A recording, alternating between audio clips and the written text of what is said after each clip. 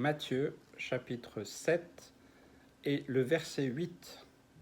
Car quiconque demande reçoit, celui qui cherche trouve, et l'on ouvre à celui qui frappe. Merveilleux texte, merveilleuse parole de Jésus que j'ai déjà eu l'occasion d'en parler. Mais j'aimerais aujourd'hui revenir sur ce texte. Quiconque, ça me rappelle le merveilleux verset, car Dieu a tant aimé le monde qu'il a donné son Fils unique, afin que quiconque, c'est vous et moi. Donc, il est question là de tous ceux et celles qui demandent. Qui demande, reçoit. Celui qui cherche, il trouve. Et l'on ouvre à celui qui frappe. Alors Jésus, après, il va donner des détails. Il compare le fils qui vient vers le Père et puis qui lui demande du pain ou du poisson ou autre chose. Est-ce qu'il va lui donner une pierre? Est-ce qu'il va lui donner un serpent?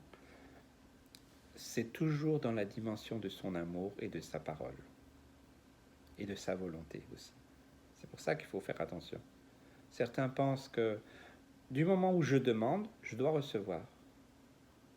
Non, pas forcément. Si tu demandes, tu vas peut-être recevoir, oui, mais pas forcément ce que tu as demandé. Parce que ça sera toujours en fonction de la volonté de Dieu, du respect de sa propre parole. Il ne pourra pas jamais se contredire, jamais. La parole, Jésus ne contredira jamais la parole de Dieu, jamais. Donc, je demande, moi je peux demander. Et je peux tout demander. Voilà, parce que rien n'est impossible à Dieu. Par contre, je demande comme un fils demande à son père. C'est-à-dire que c'est pas moi qui décide. Papa, j'aimerais aller au bal ce soir. Non, je te donnerai pas d'argent. Parce que je sais que c'est mauvais pour toi. Ouais, c'est pas normal. On peut. Vous voyez, Dieu va nous donner selon sa volonté, qui est bonne, agréable et parfaite pour nous, même si on ne la comprend pas, même si on ne l'accepte pas, même si c'est difficile pour nous. Eh bien, sinon, on devient des enfants gâtés. Vous savez, les enfants gâtés, ils demandent et puis ils ont toujours ce qu'ils demandent. Si vous voulez faire un enfant gâté, faites ça. Je pense qu'à des moments, il faut dire non. En expliquant. Il ne s'agit pas de dire non, de refuser tout, mais il faut expliquer. Voilà. Non, mon fils, je ne te donnerai pas d'argent pour aller au bal. Je crois que c'est pas bon pour toi. Quand tu travailleras, quand tu seras indépendant, alors tu disposeras de ton argent et tu en feras ce que tu veux. Mais voilà, moi, je veux suivre les voies de Dieu. Et tant que tu seras sous mon toit, eh bien, ce sera comme ça. Je pense qu'il faut être clair aussi avec les enfants. Beaucoup de parents, je dis souvent aux hommes, soyez des chefs de famille. Vous êtes le sacrificateur dans votre maison. S'il n'y a plus le mari, eh bien la femme prend ce rôle-là, d'être le sacrificateur dans sa maison et de ne pas laisser faire n'importe quoi, dire n'importe quoi, les enfants aller n'importe où. Tant que vos enfants sont sous votre toit, vous en avez la responsabilité, quoi que dise qui que ce soit. Et c'est pour ça qu'on vit dans un monde qui veut enlever aussi l'autorité parentale. Faites attention. C'est pas biblique du tout. Donc, quand nous demandons, et nous pouvons demander absolument tout ce que nous voulons, seulement, nous sommes des enfants qui demandons à notre Père. Eh bien, on doit accepter par avance la réponse. Des fois, il nous donne. Des fois, il nous donne tout ce qu'on a demandé. Des fois, il nous donne qu'une partie. Des fois, il nous donne pas. Eh bien, à partir du moment, moi, j'ai pris cette position et je vous la partage. À partir du moment où je demande, Seigneur, je te demande, mais Seigneur, j'accepte déjà ta volonté, quelle qu'elle soit, parce que je sais que tu vas me donner le meilleur. Et si tu me le donnes pas, c'est que c'est pas bon pour moi, ou c'est pas le temps pour moi, c'est pas la saison, il y a pas, voilà, toi tu connais les temps, les circonstances. Donc c'est pour ça que beaucoup sont dans la rébellion. Ouais, j'ai demandé, j'ai prié, et puis j'ai pas reçu, et c'est pas possible, et c'est quoi ce Dieu, et pourquoi vous avez ces textes qui disent demandez, vous recevrez, moi j'ai rien reçu. Ok, si Dieu t'avait donné tout ce que tu demandais, et que tu as cette attitude arrogante et orgueilleuse, ça servit à quoi? Il ne va pas nourrir notre orgueil, hein. Il ne va certainement pas nourrir notre ego. Jamais. Parce que la gloire doit toujours lui revenir. Donc Seigneur, ok, je te demande. Mais je suis soumis à ta volonté, tu es mon Père. Tu sais ce qui est bon pour moi. Bien, j'accepte ta réponse par avance. Je te remercie pour ta réponse. Tu vas me donner le meilleur en ton temps. Ben, c'est formidable, on n'est pas frustré. Et on ne joue pas aux enfants gâtés que si on ne reçoit pas, ok, l'Éternel a donné, l'Éternel a repris, que le nom de l'Éternel soit glorifié, soit honoré. Celui qui cherche trouve. C'est pareil. On peut chercher, ça dépend ce qu'on cherche, bien entendu. Mais il y a beaucoup de gens qui cherchent. Ils cherchent des solutions, ils cherchent des avantages, ils cherchent. Ils ne demandent pas, mais ils cherchent, vous voyez. Bien, quand on cherche dans la dimension spirituelle, eh bien, on sait qu'on trouvera que ce que Dieu a prévu. Vous savez, on a tous joué à cache-cache avec nos parents ou nos enfants, ou avec d'autres enfants. C'est formidable, le cache-cache. Parce que celui qui se cache, il va tout faire pour se cacher au mieux, pour ne pas être trouvé. Et celui qui doit trouver les autres, il va tout faire pour trouver où sont cachées les personnes. Donc il y a une joie qui est totalement identique, partagée. Il n'y a pas de... Voilà, il n'y en a pas un qui est lésé par rapport à l'autre. Celui qui cherche, il n'est pas moins bien que celui qui se cache. Vous voyez, il y a la question d'équité, il y a la question d'équilibre, il y a la question aussi que Dieu nous aime tous de la même manière. Et donc, si tu cherches quelque chose, tu ne demandes pas, mais tu cherches. C'est-à-dire qu'il y a aussi une notion très personnelle, qui peut être aussi la chair. Tu cherches avec tes propres idées, opinions, connaissances. C'est pas forcément mal de chercher et d'utiliser tout ce que Dieu nous a donné. Mais par contre, là où ça deviendrait un peu tordu, c'est si tu cherches en espérant trouver ce que toi tu veux. Non, moi je tâtonne encore dans beaucoup de choses, mais je cherche.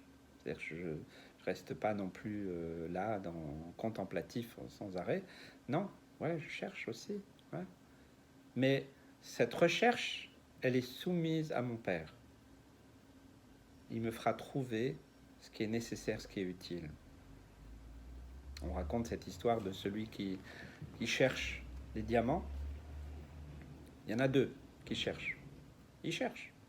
Alors ils cherchent. Il y en a un qui cherche parce qu'il veut s'enrichir. Hein? Lui, il veut trouver pour augmenter son quotidien. Et puis voilà. L'autre, il cherche, mais il doute en même temps. Je ne sais pas pourquoi je cherche, mais ok. Comme il se sent poussé à chercher. C'est pas la même chose.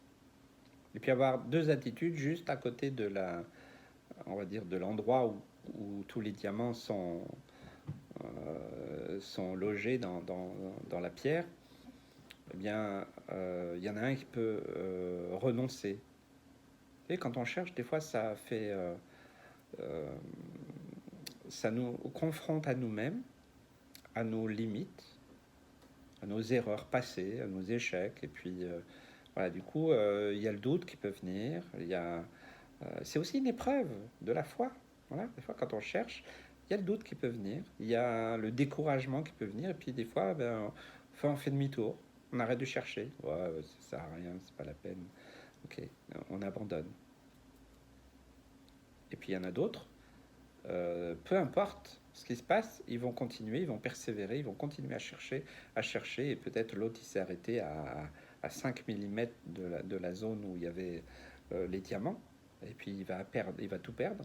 Puis l'autre, il va seulement avoir la persévérance, la foi, et il va aller jusqu'au bout, et il va donc trouver ce qu'il est venu chercher. Voilà. Mais tout cela, ça doit être en conformité avec la parole de Dieu, et soumis à la voix de Dieu. Vous voyez, c'est bien de chercher. c'est bien de trouver. Je dirais c'est mieux de trouver.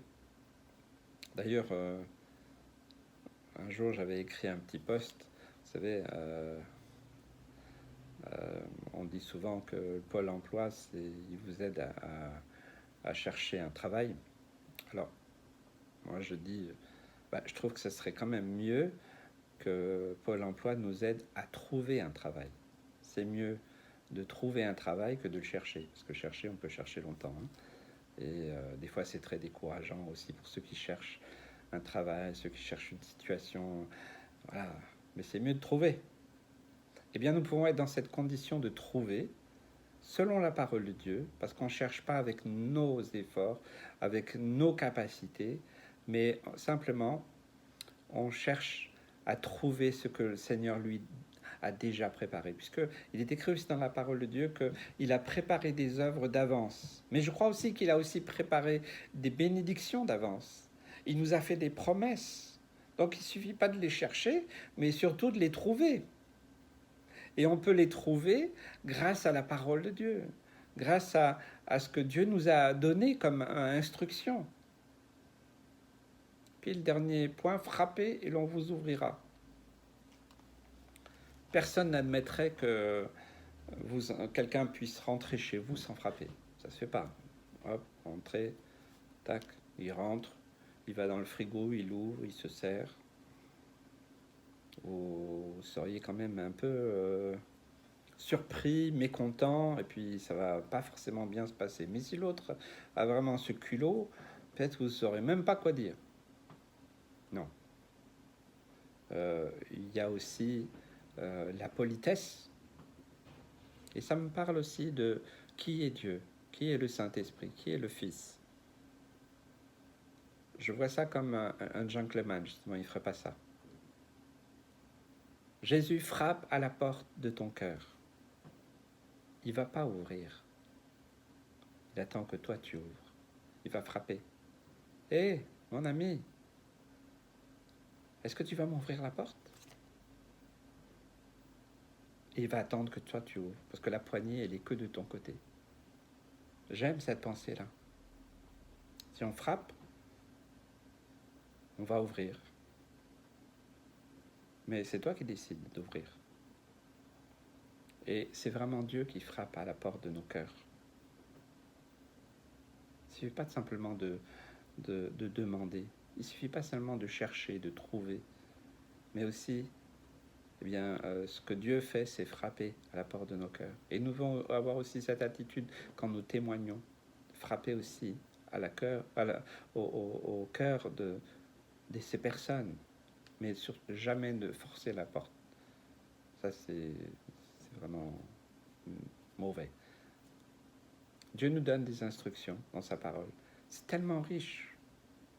J'aimerais simplement vous encourager, vous bénir. Demandez selon sa volonté. Trouvez ce que Dieu a préparé d'avance. Et frappez au cœur aussi en témoignant. Mais aussi, quand Dieu frappe à votre cœur, ne soyez pas non plus surpris. C'est qu'il attend quelque chose de votre part, il attend un geste, une démarche de votre part, parce qu'il ne veut rien faire en forçant les choses, mais il veut votre adhésion parce qu'il nous aime. Amen.